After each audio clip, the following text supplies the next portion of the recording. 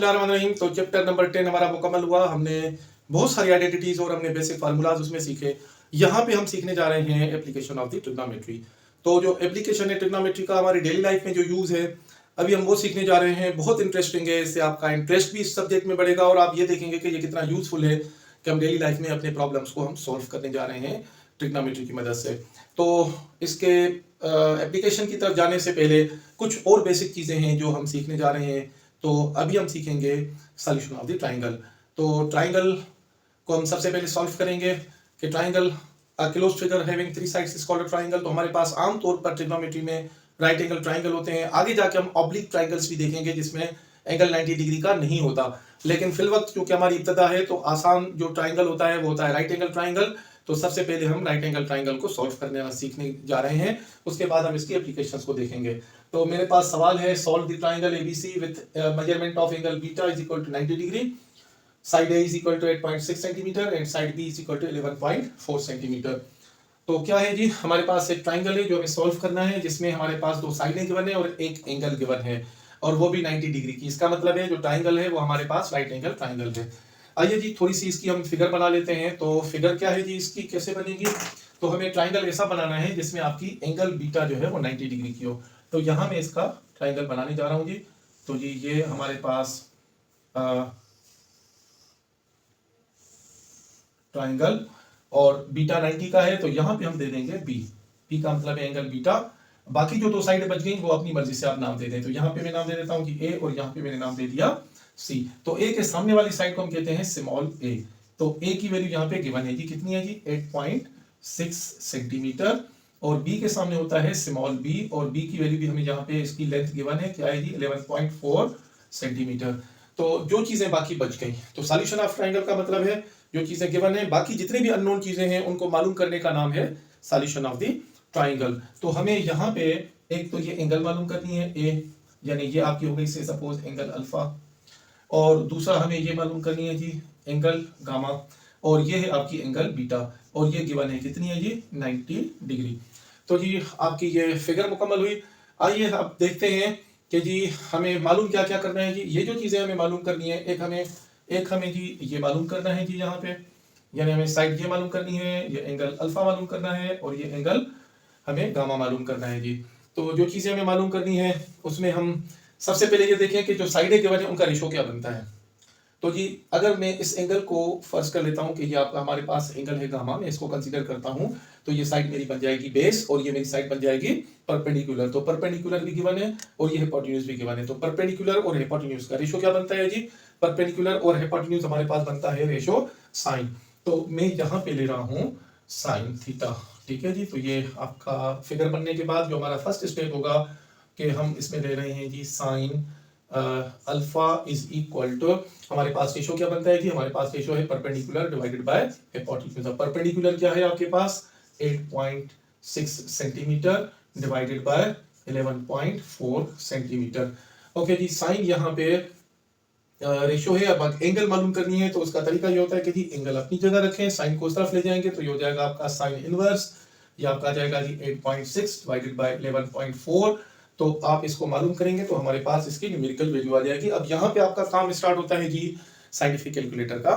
तो यहाँ पे मैंने मोबाइल में डाउनलोड किया हुआ है, आप कैलकुलेटर भी यूज कर सकते हैं। अगर कैलकुलेटर नहीं है तो आप अपने मोबाइल में किसी भी एंड्रॉइड मोबाइल में आप साइंटिफिक कैलकुलेटर डाउनलोड कर लें, जहाँ से आप इजीली इनकी वैल्यूज मालूम कर सकते हैं। तो मुझे यहाँ पे क्या करना है, मुझे लिखना है जी साइन इनवर्स। तो मैं रेशोज में गया और रेशोज में जाने के बाद मैंने लिखा जी साइन इनवर्स, फिर आपका है जी 8.6 divided by 11.4, so that equals 48.97। तो हमारे पास जवाब आ गया जी, हमारे पास जवाब आ गया 48.9, सो 48.97 है। So that equals 49 degree. तो हम इसको अप्रोक्सीमेट कर लेंगे तो that is equal to 49 degree. तो जी एंगल अल्फा मिलने के बाद बड़ा आसान हो गया है कि अब हम एंगल गामा भी मालूम कर लें। बीटा हमें गिवन है 90 डिग्री का। और ये मैंने आपको शुरू में ही बताया था, ये दोनों आपस में कॉम्प्लीमेंट्री एंगल्स होती हैं, इन दोनों का सम जो है वो 90 होता है। एक तो तरीका ये कि आप दोनों को 90 कर लें और आप उसमें से 41 निकालें, दूसरी एंगल मिल जाएगी। दूसरा तरीका यह है कि आप तीनों को जमा करके उसमें से आप बाकी दो एंगल जो अभी मालूम हो गई है वो निकाल लेनी है। तो यहाँ पे अगर हमें एंगल गामा निकालनी है तो क्या होगा जी, वो हम लिखेंगे 90 डिग्री माइनस एंगल अल्फा, क्योंकि ये दोनों कॉम्प्लीमेंट्री एंगल्स हैं। तो 90 डिग्री माइनस अल्फा कितना है जी, अभी हमने मालूम किया 49 डिग्री, दैट इक्वल्स 41 डिग्री। तो हमारे पास जो ये वाली एंगल है गामा वो भी हमें मिल गई। एंगल मालूम करने के बाद अब हमें थर्ड साइड मालूम करनी है। अब थर्ड साइड मालूम करने के लिए आपके पास ऑप्शन है, या तो आप पाइथागोरस थ्योरम यूज करें कि जी अब यहाँ पे perpendicular square is equal to perpendicular square plus base square is equal to hypotenuse square, Pythagoras theorem use करें। तो इसके लिए आपको इनका स्क्वायर लेना पड़ेगा, परपेंडिकुलर में से स्क्वायर में से आपका ये माइनस करना है, थोड़ा सा डिफिकल्ट होता है। तो मैं प्रेफर करूंगा आपको कि आप यहाँ भी रेशियो यूज कर लें, क्योंकि आपके पास साइंटिफिक कैलकुलेटर तो है और वो आपने यूज करना ही करना है। जैसे यहाँ यूज किया तो वो हम यहाँ भी यूज कर सकते हैं। तो अगर मैं सेम एंगल ले लूँ यहाँ पे कि जी एंगल में ले रहा हूँ अल्फा, तो अब देखें अगर मैं ये इस एंगल का कौन सा रेशियो लूंगा कि मुझे बेस मिल जाए। मैं अब टेंजेंट भी ले सकता हूँ क्योंकि परपेंडिकुलर गिवन है तो मुझे ये मिल जाएगा। अगर मैं इसका कॉस ले लूँ तो मेरे पास बेस अपॉन हिपोटेन्यूज हो जाएगा। तो आपको जो सहूलत हो आप ले सकते हैं, यहाँ हम टेंजेंट भी ले सकते हैं और यहाँ हम कॉस भी ले सकते हैं। और इंटरेस्टिंग बात यह है कि दोनों में आपका जवाब सेम ही आएगा। तो चलें जी ले लेते हैं जी tangent alpha is equal to perpendicular divided by base. अब परपेंडिकुलर कितना है जी 8.6 और बेस कितना है जी ये हमें मालूम करना है। तो यहाँ पे मैं दे दूंगा x।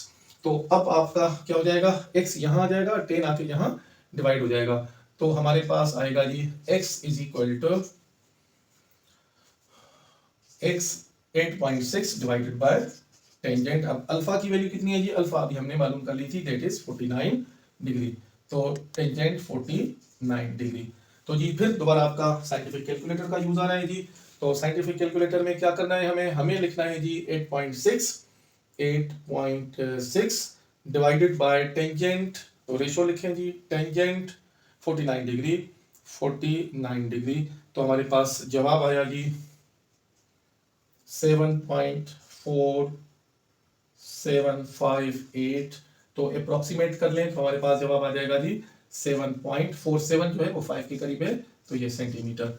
तो जी ये आपके पास इसका जो थर्ड साइड है वो भी हमें मिल गई, यानी ये वाली हमें साइड मिल गई, सी के सामने वाली सी साइड। आप इसको सी लिखें, यहाँ मैंने इसको एक्स लिख दिया है क्योंकि जो चीज मालूम करते हैं हम उसको आमतौर पर वेरिएबल से करते हैं। सी लिखते तो और बेहतर है। तो हमारे पास अब सी साइड आ गई, मैंने यहाँ पे एक्स लिखा है, आप सी भी लिख सकते हैं। तो 7.5 सेंटीमीटर। तो आपका ट्राइंगल सॉल्व हो गया। बिस्मिल्लाहिर्रहमानिर्रहीम। तो मैंने आपको बताया था कि हमारे पास जो सॉल्यूशन ऑफ ट्राइंगल में कंडीशंस आएंगी वो दो किस्म की होंगी, या हमें दो साइडें एक एंगल, या हमें दो एंगल और एक साइड। तो यहाँ पे हमारे पास जो लास्ट हमने क्वेश्चन किया था उसमें दो साइडें थी एक एंगल थी, और यहाँ पे हमारे पास दो एंगल है और एक साइड है। आइए जी इसको भी देख लेते हैं। सबसे पहले तो जो गिवन कंडीशन है उसके मुताबिक हम इसकी थोड़ी सी हम फिगर बना लेंगे। तो सॉल्व द ट्राइंगल एबीसी। ये राइट एंगल ट्राइंगल है with alpha is equal to 90 degree, beta is equal to 40 degree and side B is equal to 20.2 centimetre. तो सबसे पहले फिगर बनाएंगे जी। तो आइए फिगर बनाते हैं। तो फिगर के लिए एक तो हम राइट एंगल ट्राइंगल बनाएंगे जी। ये मैंने राइट एंगल ट्राइंगल बना लिया। तो राइट एंगल ट्राइंगल में 90 डिग्री के एंगल क्या है, अल्फा का मतलब है ये एंगल है ए। तो बाकियों को हम नाम दे देंगे, मैं इसको नाम दे देता हूं बी और यहाँ नाम दे दिया मैंने सी। ओके जी। तो बी के सामने स्मॉल बी, तो इसको हम स्मॉल बी कहेंगे। तो ये 20.2 सेंटीमीटर।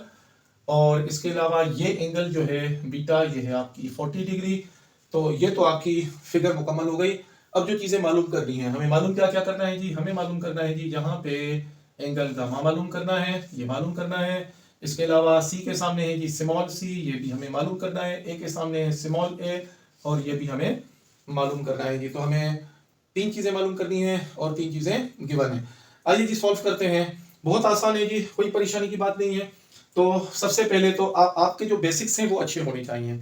सबसे पहले हमें इस फिगर में ये देखना है कि ये एंगल गिवन है, तो इस एंगल के साथ हमें कौन कौन सी साइडें गिवन है जी। यहाँ पे इसकी अपोजिट साइड यानी परपेंडिकुलर हमें गिवन है। तो अगर हमें ये एंगल भी गिवन है और परपेंडिकुलर गिवन है तो मैं टेंजेंट लगाऊंगा तो मुझे ये साइड मिल जाएगी, और अगर मैं साइन लगाऊंगा तो मुझे ये साइड मिल जाएगी। तो दो रेशियोज लगाने से, टेंजेंट लगाने से और साइन लगाने से मुझे ए भी मिल जाएगा और मुझे सी भी मिल जाएगी। बाकी थर्ड एंगल तो बहुत ही आसान है। तो सबसे पहले अगर भी आपको दो एंगल के बने तो सबसे पहले तो आप थर्ड एंगल मालूम कर लेंगे। तो थर्ड एंगल हमारे पास क्या है जी? तो हमारे पास जो थर्ड एंगल है वो है हमारे पास एंगल गामा। तो उसका भी बेहतरीन हल देखें, लास्ट में मैंने आपको दूसरे तरीके से कराया था, इन दो एंगल्स को लिया था। अब मैं तीनों एंगल्स को ले रहा हूं जी। तो वी नो दैट के alpha plus beta plus gamma is equal to 180 degree. तो अब इसमें हमें मालूम क्या करना है जी? गामा। बाकी दो एंगल्स आप उस तरफ ले जाइए। तो मैं गामा एंगल इधर ही लिख रहा हूं। तो ये 180 माइनस दोनों उस तरफ ले जाइए, तो आपके पास आ जाएगा जी माइनस का अल्फा और माइनस का बीटा। तो हमारे पास यहाँ पे इनकी वैल्यू तो गिवन है जी, 180 माइनस अल्फा कितना है जी? 40 डिग्री और माइनस ये 90 डिग्री। तो अब ये अगर दोनों एंगल्स इसमें से माइनस कर लें तो हमारे पास क्या बचता है जी? 180 में से आप 40 भी निकालें तो आपके 140, उसमें से 90 निकालें तो हमारे पास एंगल बच गई 50 डिग्री। ओके जी, तो एंगल गामा हमें मिल गई। ये अगर 40 है तो ये 50 है। मैंने आपको बताया था ये दोनों 90 की होती हैं, तो ये 40 है तो ये 50 ही होनी चाहिए थी। तो यहाँ हमने न्यूमेरिकली हमने इसको मालूम कर लिया। अब उसके बाद हमें क्या मालूम करना है जी? हमें एक तो ए मालूम करना है, दूसरा सी मालूम करना है। तो मैंने आपको बताया कि अगर टेंजेंट लगाएंगे तो ये साइड मिल जाएगी और अगर हम साइन लगाएंगे तो हमें ये साइड मिल जाएगी। तो आइए जी अभी हम कौन सा लगाते हैं जी? मैं अभी लगाता हूँ जी tangent 40 degree is equal to perpendicular divided by base. तो परपेंडिकुलर क्या है जी हमारे पास? 20.2 डिवाइडेड बाय बेस क्या है जी हमारे पास? सी। तो सी तो मुझे मालूम करना है, तो सी यहाँ आ जाएगा। तो हमारे पास क्या आ रहा है जी? Implies C is equal to, यहाँ आ जाएगा तो यह आ जाएगा आपका 20.2 डिवाइडेड बाय टेंजेंट 40 डिग्री। तो जो जवाब आएगा जी वही हमारा इसका एग्जैक्ट जवाब आएगा। आइए जी अब यहाँ पे आपका इस्तेमाल हो रहा है साइंटिफिक कैलकुलेटर का। तो scientific calculator 20.2 divided by tangent 40 degree, so that equals 24.07। तो हमारे पास जवाब आ गया 24.07। का मतलब है अगर आगे 07 है तो हम इसको 24 ही कंसीडर कर लेंगे, तो दैट इज 24 सेंटीमीटर। ठीक है जी, 27 सेंटीमीटर ही आ गया। अब आइए जी नेक्स्ट पे आ जाएं। तो अब कौन सा रेशियो लेने जा रहे हैं जी? ए मालूम करने के लिए परपेंडिकुलर गिवन है, तो मैं ले रहा हूं जी आपका sine 40 degree is equal to, हमारे पास क्या आएगा जी? Perpendicular divided by hypotenuse. तो परपेंडिकुलर कितना है जी? 20.2 डिवाइडेड बाय हिपोटेन्यूज कितना है जी? वो है ए। तो हमारे पास क्या आएगा जी रिजल्ट? तो ए यहाँ आ जाएगा, तो ए आपका बराबर हो जाएगा 20.2 divided by sine 40 degree, sine 40 degree. तो आइए जी फिर दोबारा आपका कैलकुलेटर का यूज हो रहा है यहाँ पे। तो कैलकुलेटर का यूज हो रहा है जी आपके पास 20.2 divided by sine 40 degree, sine 40, so that equals 31.42।